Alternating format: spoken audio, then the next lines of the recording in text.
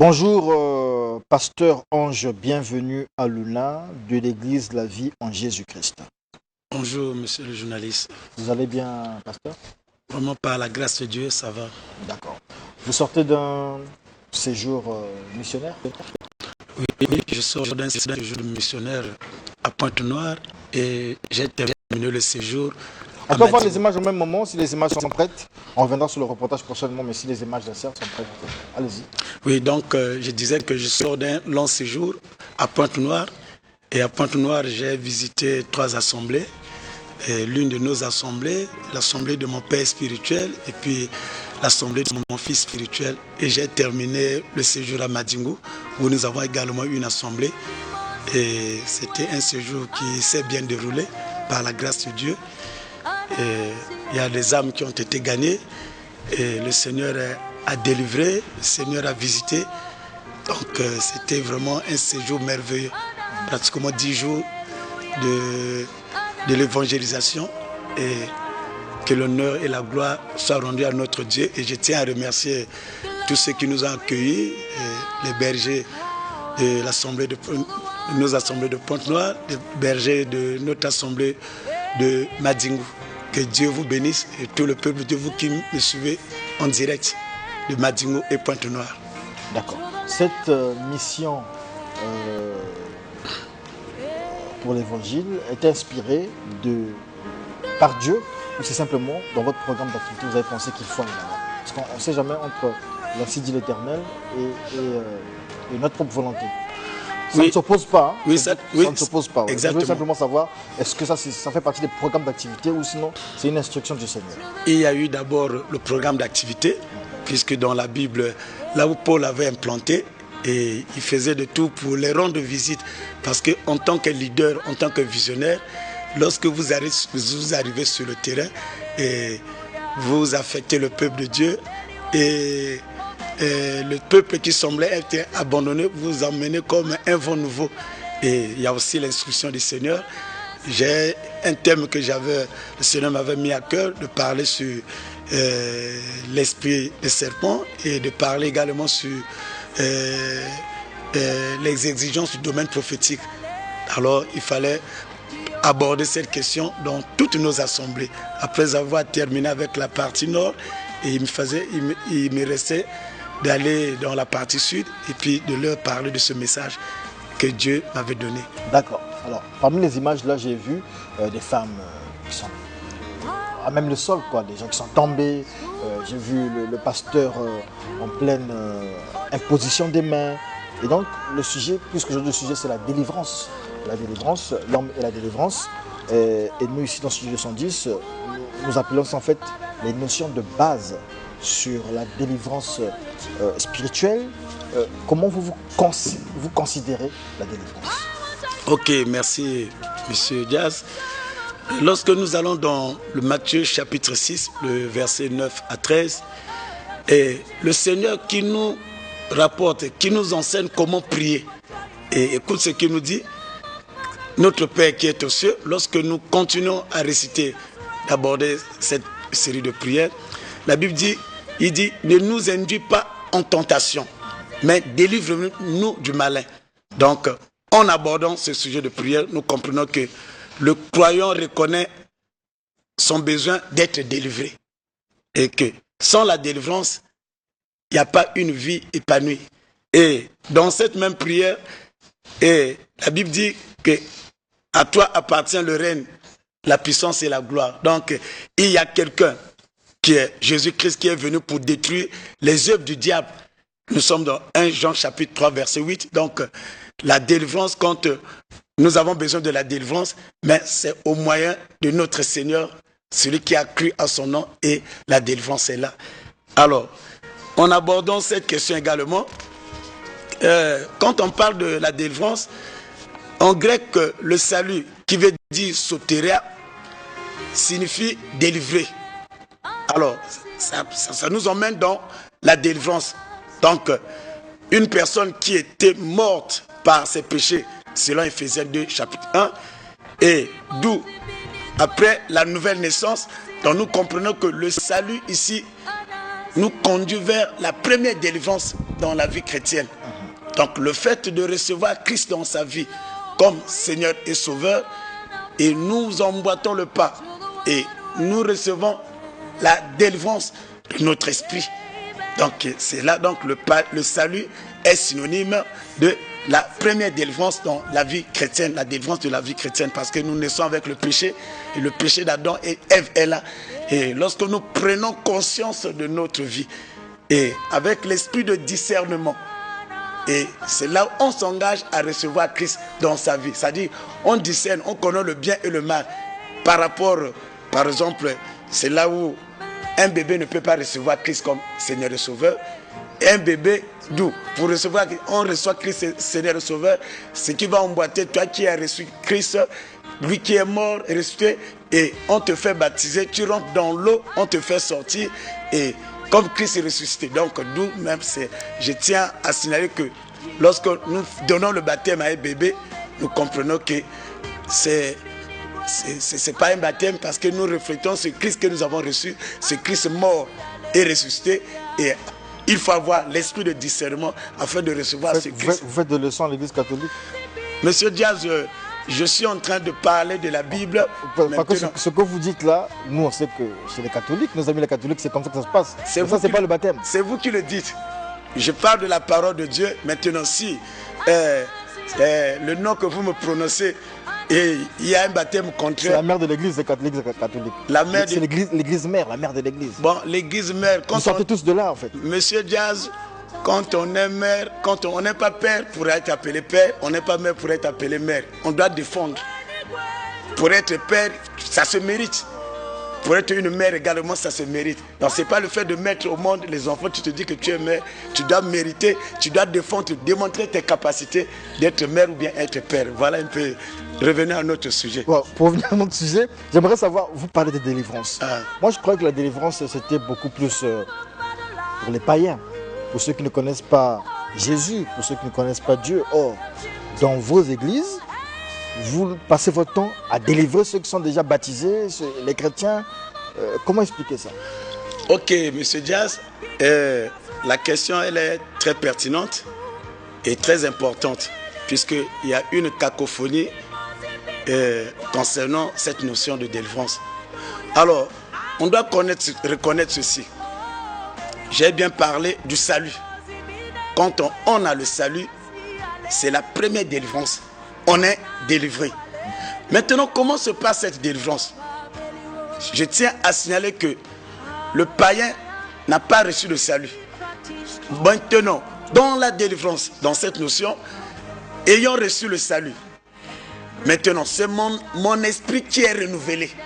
Entre-temps, l'homme qui est corps, âme, esprit, et l'esprit ayant reçu la guérison, l'esprit ayant reçu la délivrance, maintenant notre âme est le siège de nos émotions, notre âme est le siège de nos sentiments. Cependant, ce Christ que j'ai reçu, oui, il m'a affecté.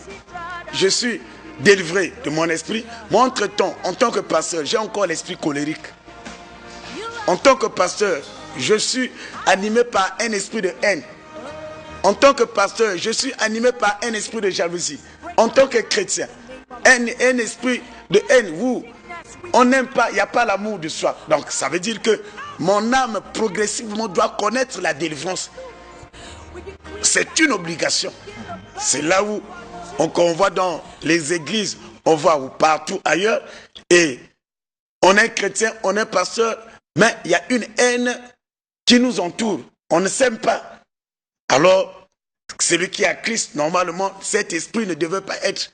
Donc, à l'intérieur, vous comprenez qu'il y a un intrus qui vous anime à accomplir les actes qui ne sont pas conformes à la parole de Dieu.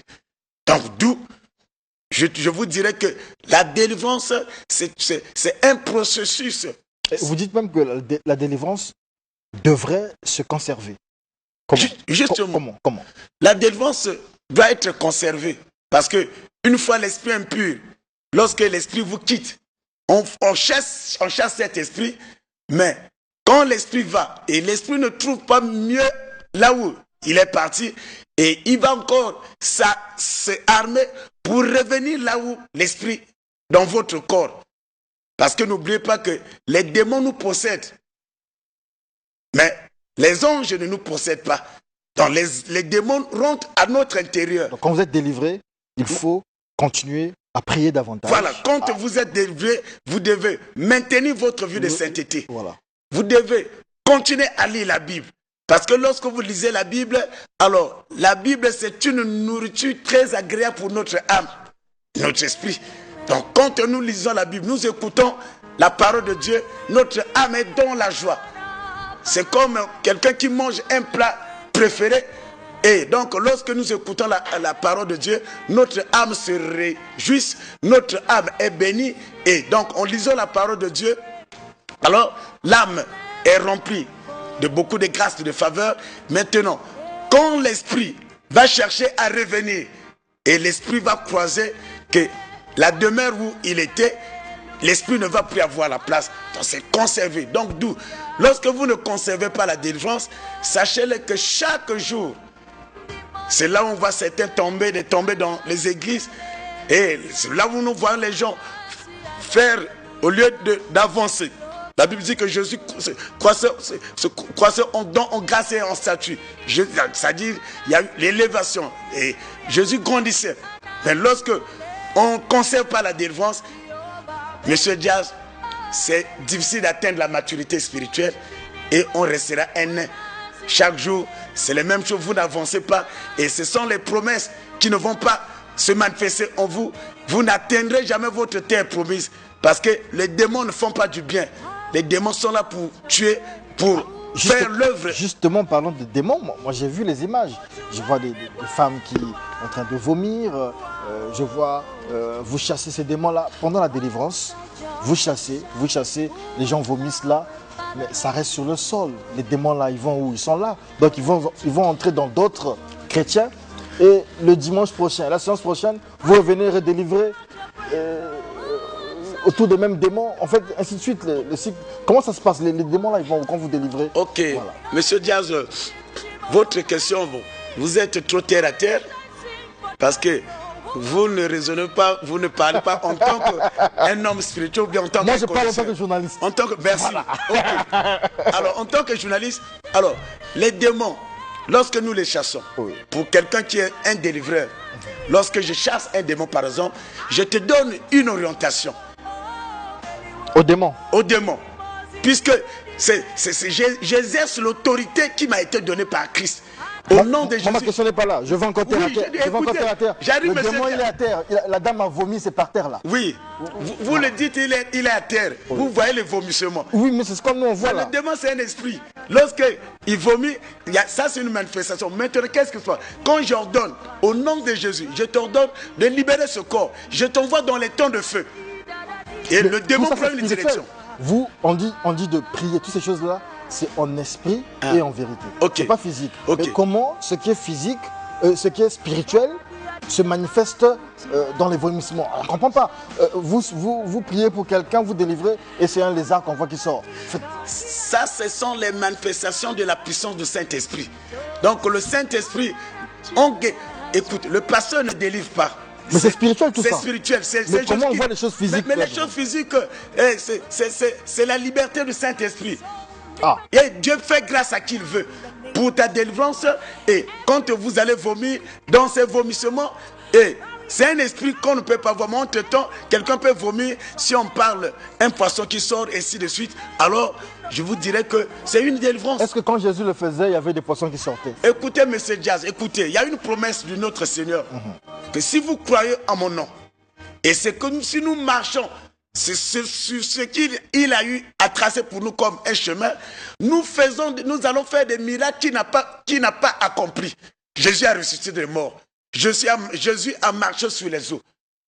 Mais cependant, si Jésus n'a pas fait sortir un poisson et quelqu'un en pleine délivrance, donc j'ai accompli ce que le Seigneur n'a pas pu accomplir. Donc c'est une prophétie qui s'est accomplie. Pourquoi parler que c'est démoniaque? Bah, moi, je n'ai pas dit que c'est démoniaque. Ok. Hein. Donc, je voulais juste comprendre. Ok, donc, vous comprenez. Maintenant, nous savons que là où il y a Dieu, il y a le démon, il y a le diable. Le diable, c'est un imitateur. Il est là pour fausser, pour chercher à ternir les En images. fait, quand vous le jetez dans le temps de feu, Ok. il fait comment pour revenir encore? Ok. Maintenant, là, ça, c'est les dimensions maintenant. Oui. Lorsque je l'envoie, par exemple, dans le séjour de mort, dans le séjour de mort, les démons ne seraient pas enfermés et il va continuer sa marche, aller envoûter les gens ailleurs. Mais lorsque je l'envoie dans les temps de feu, il ne peut plus bouger. Il attend son jugement avec son maître. En fait, ce que je ne comprends pas, Oui. comment vous avez déjà jeté les démons? Faites une convention, par exemple, vous avez jeté un lot de démons dans le temps de feu, mais le lendemain, il y a encore plus de démons. C'est ça que moi, je ne comprends pas. Ok, Monsieur Diaz a reçu la délivrance, par exemple, sur le domaine de l'impudicité. Ok, Monsieur Diaz est guéri, est délivré. Maintenant, Monsieur Diaz reste colérique. Donc, lorsqu'on va chasser l'esprit de la colère, qu'est-ce qui va rester encore au monsieur? Monsieur Diaz est rancunier. Est-ce qu'il n'y a pas de délivrance totale, complète? La délivrance, on va assister à une délivrance totale quand l'église sera enlevée. Ah, Eh oui, monsieur Diaz, parce que le monde que l'église nous... est déjà enlevée. Hein? Quand l'église sera enlevée. L'église est déjà enlevée, c'est ce qu'on nous en a pris ici. Vos amis pasteurs, hein, c'est pas nous. Écoute, monsieur Diaz, nous sommes dans 1 Timothée, chapitre 4, verset 1, comme ce que je viens d'écouter, l'émission précédente. La Bible dit que pendant le dernier temps, quelques-uns abandonneront la foi pour s'attacher à des esprits séducteurs et à des doctrines de démons. Donc, la parole de Dieu est claire. Nous sommes au temps de la fin. C'est pas, il va y avoir beaucoup de discours qui vont séduire les gens. Au nom de Jésus, au nom de ne sais pas de qui, quel que ce soit. Mais c'est pour attirer les gens vers le malheur, c'est pour chercher à égarer les gens. Donc, c'est une prophétie aujourd'hui qui doit s'accomplir. Donc, c'est pas étonnant de voir ça. Quelqu'un, je suis pasteur, lorsque je m'oppose aux Écritures, il y a un problème. Il y a un autre esprit qui m'anime. Et la Bible dit que vous allez les reconnaître par leurs fruits. Ah oui. On ne reconnaît pas l'arbre par rapport... Parce que je reconnais que c'est un safoutier lorsque je vois le safou. Donc à l'église, là, eux, ils ne vont plus à l'église, ils attendent seulement l'enlèvement. Pardon? Il y en a, que je connais, qui n'attendent que l'enlèvement. Il y en a qui pensent que l'enlèvement a déjà eu lieu, donc ils sont aussi à la maison. Ils vont plus à l'église. Les doctrines des démons. Voilà ce que je vais te répondre. Ce sont les doctrines des démons. Ce sont les esprits séducteurs. Ils sont animés par des beaux discours. C'est-à-dire quelqu'un qui parle bien et il a une rhétorique, j'appellerais cela une rhétorique diabolique. Et c'est pour séduire, pour chercher à attirer l'attention des gens. Et celui qui est dans l'attente d'une délivrance ou qu'on vous dirait, bon, ça c'est une raccourci alors que vous êtes conduit vers un trou où vous ne pourrez jamais ressortir. Et voilà un peu, c'est ça. Merci beaucoup, pasteur Ange. Bienvenue à Luna. Je rappelle que vous êtes leader de l'église de la vie en Jésus-Christ. Vous êtes très bien habillé aujourd'hui. Vous portez les habits. Ça, c'est les habits des musulmans. Oh, pas les habits des musulmans. Le musulman n'a pas construit des habits, monsieur Diaz. Ah, moi on dit que je porte des habits de sorcier. Oh non, ça ce sont des préjugés. Les gens aiment beaucoup raconter. Et nos amis musulmans vous en saluent. Hein. Merci, je les salue. Ils ont suivi votre émission. Ce sont les bien-aimés, je les aime beaucoup. En tant qu'un prédicateur de l'évangile, ce sont les frères et sœurs. Je veux qu'ils viennent à moi afin que nous faisons chemin route avec Jésus. Les musulmans m'ont attaqué. Ils ont dit que pourquoi j'ai mis le bip sonore là où vous avez répondu sur Mahomet. Écoutez. Moi j'ai mis le bip sonore là-bas, ils n'étaient pas contents.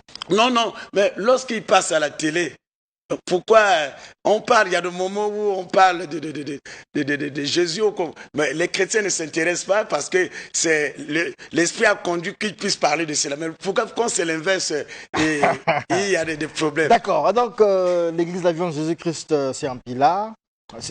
Non, c'est Talangaï. C'est à Talangaï. Talangaï. Et les contacts de l'église. Les contacts de l'église, nous sommes pratiquement dans le quartier général à Douar. Et lorsque vous arrivez tout juste en dépassant là où s'arrêtent se mettent les policiers, à quelques mètres, vous allez voir une pancarte écrite l'église la vie en Jésus-Christ. Et pour contacter l'église, il y a le numéro 00242 06 663 71 52. Et si vous cliquez l'église la vie en Jésus-Christ, que ce soit sur YouTube ou sur Facebook, et vous allez rentrer dans notre page et vous allez avoir toutes les informations. Et en cliquant sur le pasteur Ange Alouna, bienvenue. Et vous allez rentrer dans ma page et vous allez avoir toutes les informations. Et si vous pouvez m'écrire également, je suis disponible à vous répondre, vu le temps qui nous a été imparti. Par exemple, sur le sujet de la délivrance, c'est un long sujet où on ne peut pas le traiter en quelques minutes. Voilà un peu les coordonnées. Et là-bas, en dehors du dimanche, vous priez? En dehors du dimanche, nous prions. Nous avons le culte le mardi. Et le mardi, nous avons deux cultes. Le premier culte de 13h30 jusqu'à 15h. Le deuxième culte de 15h30 jusqu'à 17h. Le vendredi, nous avons également deux cultes. Et c'est le culte de délivrance où on prie pour les malades. Et le dimanche, nous avons 4 cultes.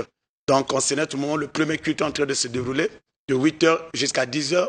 Le deuxième culte va commencer de 10h jusqu'à 14h. Le troisième de 14h jusqu'à 15h30 et le dernier de 15h30 jusqu'à 17h30. Donc, vous n'avez pas de repos.